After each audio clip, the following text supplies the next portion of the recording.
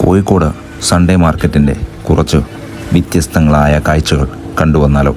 കോഴിക്കോട് പാളയത്ത് ഈ ഒരു കാഴ്ചയുള്ളത്. എല്ലാ ഞായറാഴ്ചയും ഈ ഒരു കാഴ്ച ഇവിടെ നമുക്ക് കാണാൻ സാധിക്കും. എന്തും ഇവിടെ വിൽക്കാനും വാങ്ങാനും സാധിക്കുമെന്നുള്ളതാണ്. ഒരു കാലത്ത് സുപ്രധാനമായ നമ്മുടെ നാടുകളിലും വീടുകളിലും ഉണ്ടായിരുന്ന കാസറ്റുകൾ, അത് ഉപയോഗിക്കുന്ന പ്ലെയറുകൾ, അതുപോലെ പൊട്ടിയ ഗിറ്റാറുകൾ, ലൗഡ് സ്പീക്കറുകൾ, അങ്ങനെ എന്ന് വേണ്ട ആദ്യകാലത്ത് ഉപയോഗിച്ചിരുന്ന, നമ്മളിന്ന് ആക്രി എന്നൊക്കെ വിളിച്ച് വീടുകളിൽ നിന്നൊക്കെ ഒഴിവാക്കിയ പല കാര്യങ്ങളും നമുക്കിവിടെ വിൽക്കാൻ വെച്ചിരിക്കുന്നത് കാണാം. ഇതും ഒരു ലോകമാണ്. ഇങ്ങനെയും ആളുകൾ ജീവിക്കുന്നുണ്ട്.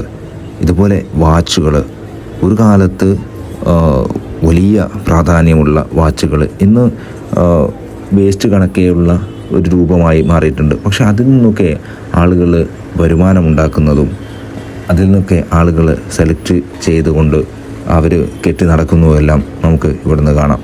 പാളയം ബസ് സ്റ്റാൻഡിൻ്റെ തൊട്ടടുത്താണ്. വ്യത്യസ്തങ്ങളായ കാഴ്ചകളുണ്ട്.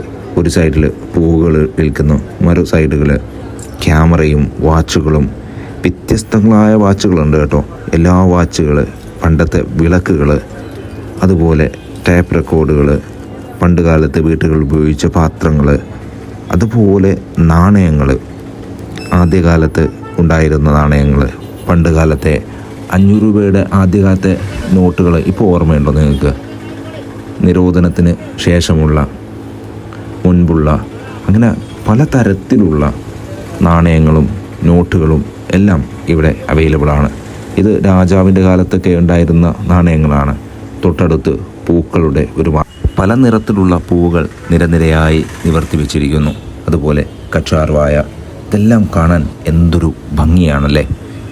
ഇത്രയേറെ വ്യത്യസ്തങ്ങളായ കാഴ്ചകളെല്ലാം ഒറ്റ ദിവസം കൊണ്ട് നിങ്ങൾക്ക് കാണാൻ സാധിക്കും. എല്ലാം വിൽക്കാൻ വെച്ചിരിക്കുന്ന ഒരിടം. എന്തെല്ലാമാണ് ഇവിടെ വിൽക്കാൻ വെച്ചിരിക്കുന്നത് എന്ന് ഇത് പറഞ്ഞറിയിക്കുന്നതിനേക്കാൾ നിങ്ങളൊന്ന് വന്ന് കണ്ടിരിക്കേണ്ട ഒരു കാഴ്ചയാണ്. കോഴിക്കോട്ടുകാർ എല്ലാവരും ഈ കാഴ്ച കണ്ടിട്ടുണ്ട് എന്ന് ഉറപ്പിക്കാൻ പറ്റില്ല.